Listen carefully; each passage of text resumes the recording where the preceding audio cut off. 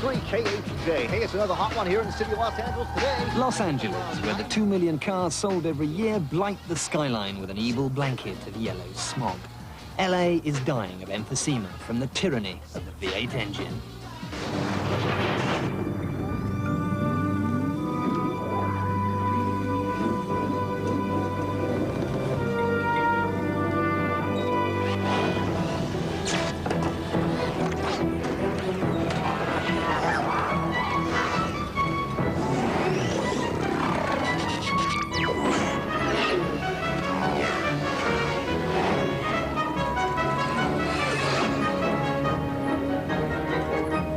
California could be in for a breath of fresh air because the federal tree huggers have mandated that America's big 7 automakers must start producing some zero-emission cars, and GM have got there first. The electric car is here.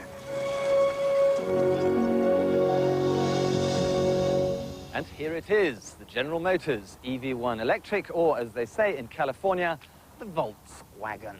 This is the car that the oil companies and other car makers have tried to stop.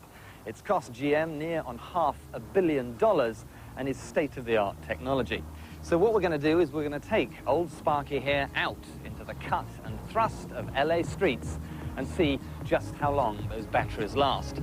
So if you don't ever hear from me again, bye-bye. You ready? Are you ready? Welcome to tomorrow. Welcome to tomorrow.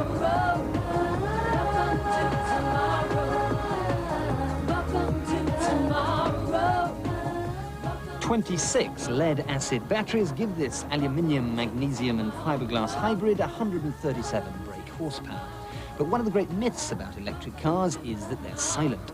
The EV1 sounds like a cross between a food mixer and a hairdryer. To its credit, it is incredibly easy to drive and very car-like. It'll accelerate to 60 in about 8 seconds, and they have actually had ungoverned ones of these doing 180 miles an hour on the Bonneville Salt Flats. This is governed because it's California, law-obsessed, to 80 miles an hour. But it was quick enough to give a dozy Swede in a Volvo T5 the absolute fright of his life.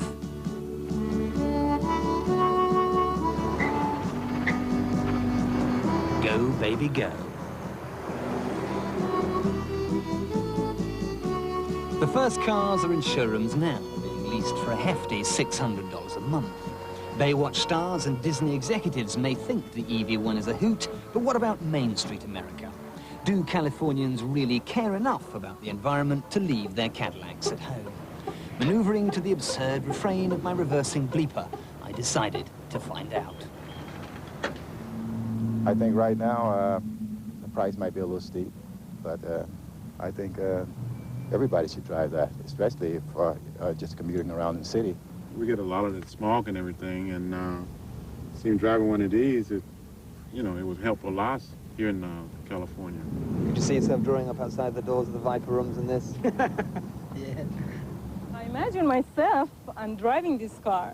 A couple more years, it'll probably be fashionable. A lot of people will probably have them. The general consensus around here is that if we could make a trip from LA to Vegas and have a 10-minute recharge, the Californians will buy it. But this terrible paranoia about the battery life is a real head deal. You can try and create a bit more energy by doing what's known as a coast down. You press this button if you're approaching a traffic light, and what's known as a regen brakes cut in, and they create a little bit of electricity to give you another 100 foot or so. And boy, am I going to need it. The inside temperature must be 1,000,000 degrees. I could kill from air conditioning, but I have but 20 miles left. It's 20 miles back to the garage, and I know I'm going to run out of juice. I'm going to run out of juice in my EV1, and the gangs in Los Angeles will get me and cut me up into little pieces.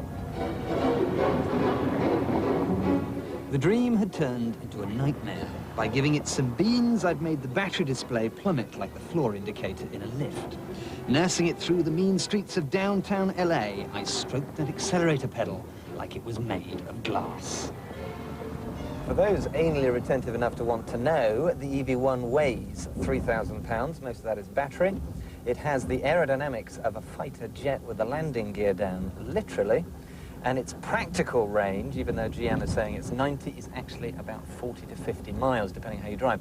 There's one guy apparently who bought a Polaroid snap into a dealership to show that he'd actually achieved 101 miles on a full charge.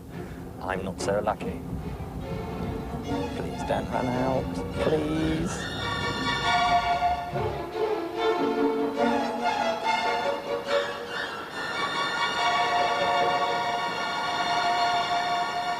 That was probably the most stressful drive of my life, but I made it with but 4 miles to spare, and the axe murderers didn't get me. So what do I think? Well, it's actually very quiet, very refined, very quick, and very drivable. In essence, a jolly good little car. But the batteries suck, the range is appalling, and if you had to buy one, it would cost you a whopping £35,000. But let me leave you with this thought.